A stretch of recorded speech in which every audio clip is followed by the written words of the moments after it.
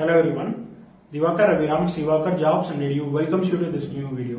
இதில் பார்த்தீங்க அப்படின்னா ஸோ 190 கட் ஆஃப் எடுத்த ஸ்டூடெண்ட்ஸ் வந்து பார்த்தீங்கன்னா ஒரு பர்டிகுலராக ஒரு வீடியோ மேக் பண்ணணும்னு நினச்சேன். அது என்னன்னு பார்த்தீங்க அப்படின்னா ஸோ 190 கட் ஆஃப் என்ன காலேஜ் கிடைக்கும், உங்களுக்கு கண்டிப்பாக அந்த காலேஜ் வந்து டிபார்ட்மெண்ட் கிடைக்கும். ஸோ இதெல்லாம் வந்து யாருமே இப்போ முடிவு பண்ணவே முடியாது.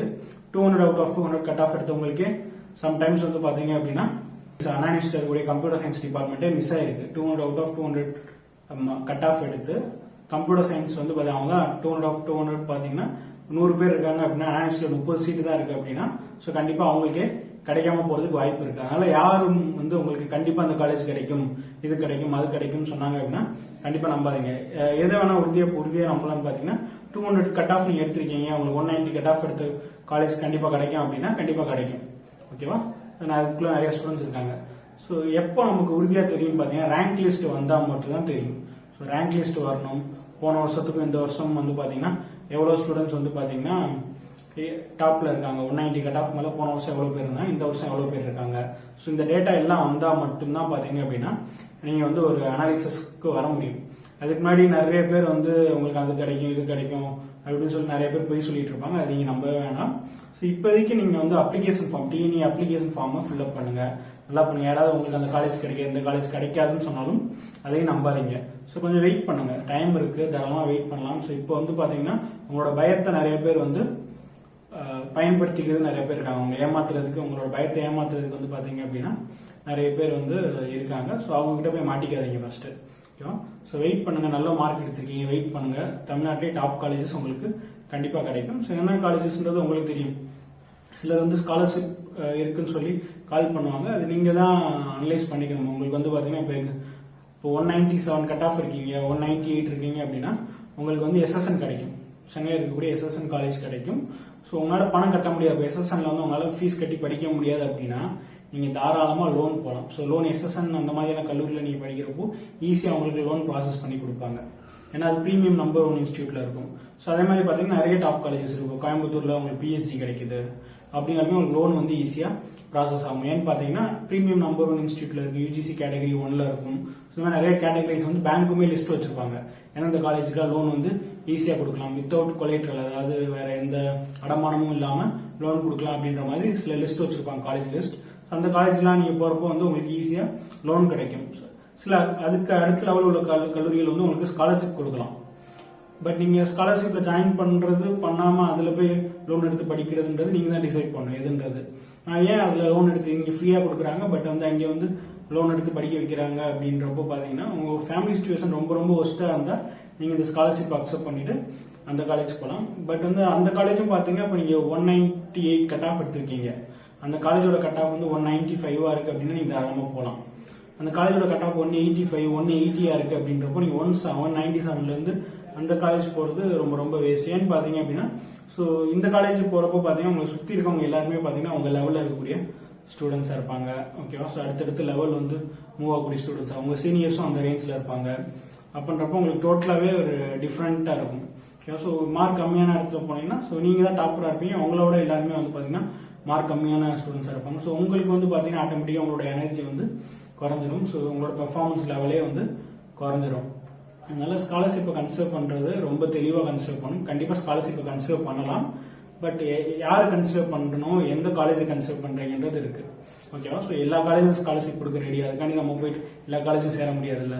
ஸோ எந்த காலேஜ் வேணும்ன்றது, நம்ம எதுக்காண்டி அந்த காலேஜ் சூஸ் பண்றோன்றது பல டைம் யோசிச்சு சூஸ் பண்ணுங்க. யார்கிட்டையும் வந்து சர்டிபிகேட்லாம் கொடுக்காதீங்க, யூசர் ஐடி பாஸ்வேர்ட்லாம் அவாய்ட் பண்ணுங்க கொடுக்குறது. நெக்ஸ்ட் வந்து பாத்தீங்க அப்படின்னா ஸோ இப்போ வந்து அந்த காலேஜ்ல வந்து நீங்க லோன் எடுத்து படிக்கிறீங்க. அதே மாதிரி இப்போ அந்த காலேஜ் ஜாப் ஆப்பர்ச்சுனிட்டிஸும் அது அந்த மாதிரி இருக்கும்.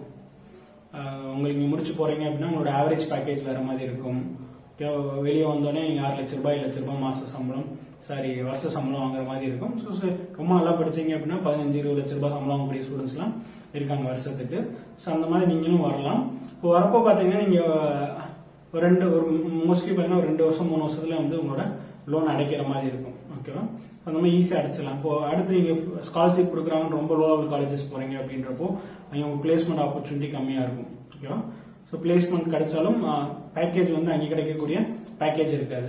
ஸோ அப்படின்றப்போ பாத்தீங்க அப்படின்னா கொஞ்சம் லூஸ் பண்ணக்கூடிய வாய்ப்புகளும் இருக்கு. ஓகேவா? இங்க வந்துட்டு ரொம்ப நல்ல கம்பெனி பிளேஸ்மெண்ட் ஆனாலும் பெட்டர் தான். பட் அந்த மாதிரி கிடைக்கிறதுக்கு ஆப்பர்ச்சுனிட்டிஸ் வந்து கம்மி. அதே மாதிரி இன்னொன்று பார்த்தீங்கன்னா அலுமினிஸ், உங்களுக்கு முன்னாடி படித்த ஸ்டூடெண்ட்ஸ்லாம் வந்து அந்த காலேஜ்லேருந்து வெளியே போயிருப்பாங்கல்ல, ஸோ அவங்களுமே ரொம்ப ஹை பொசிஷனில் இருப்பாங்க.